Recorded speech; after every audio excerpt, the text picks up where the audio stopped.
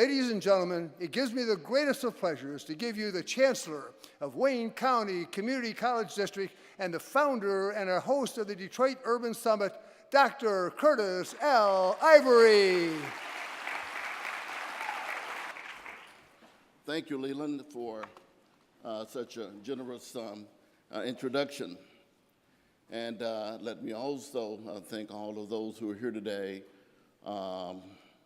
who've been so much a part of making this happen. I can thank so many people here, particularly members of my staff. But I'm not going to try to do that because, trust me, I would forget someone. But there are two people I do want to recognize who have been so instrumental in pulling this together, and that is Josh Bassett. Josh, would you just stand wherever you are, if you're in the room?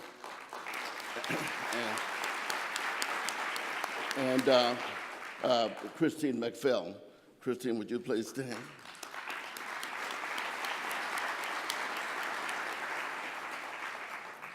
You know, I didn't. As I listened to the remarks, I thought, man, I needed to kind of get myself together before I approached the stage, because obviously, you know, when you hear Wynn and Anthony,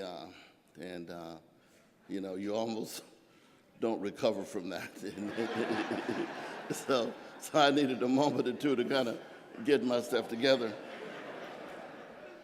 Because it is indeed such an emotional moment for so many of us, and I think particularly for me. Someone asked me last evening what I wanted to see come out of this summit, and I can tell you already we've achieved that. We have some tremendous thought leaders here today. We have people embracing a very important conversation and discussion, and I think that's the beginning of something important. And as I was asked that question, I also thought about my own personal experience, and I think for me, when we think about the discussion, I often think about I was caused to remember what it was like being a young black teenager and being so afraid of what the world had to offer me. I thought about what it was like being a young professional, and again, how frightened I was. I thought about what it was like being a father for the first time, and now being a grandfather, and having my young grandson say to me one day when he was roughly 3 years of age, he said, he was walking down a dark corridor one day, and he said, he looked up at me and said, "Papa, take my hand." And I thought that was such a profound moment for me, because, and I rushed back to my room, to my home, and I said to my wife, I've got this book, I've got to write this book. So I did write this book entitled "Papa, Take My Hand." And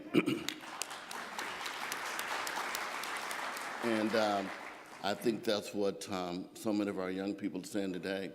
You know, take our hands, help us. Structural inequity.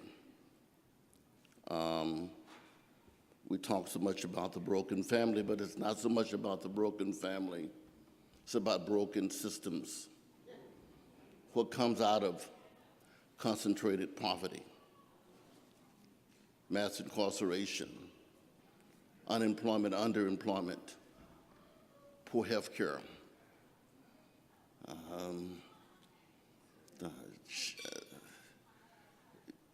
child care issues, transportation, you know, the new civil rights issue. And I've grown to have such an appreciation for what it means not to have transportation, as I have a upfront view of what it's like for students who are struggling to make a difference, to take care of themselves and their families. How do we not talk about these important conversations? How do we not have it? So today is a very important today, and with all of the intelligence we have in our society today, we remain in a crisis, emotionally, socially, economically. So now is an opportunity to make a difference.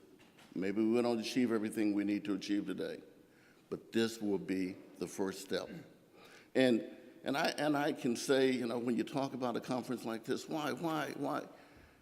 I just don't want to explain anymore.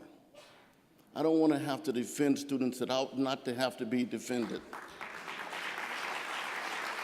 Thank you all for coming, and love you for being here.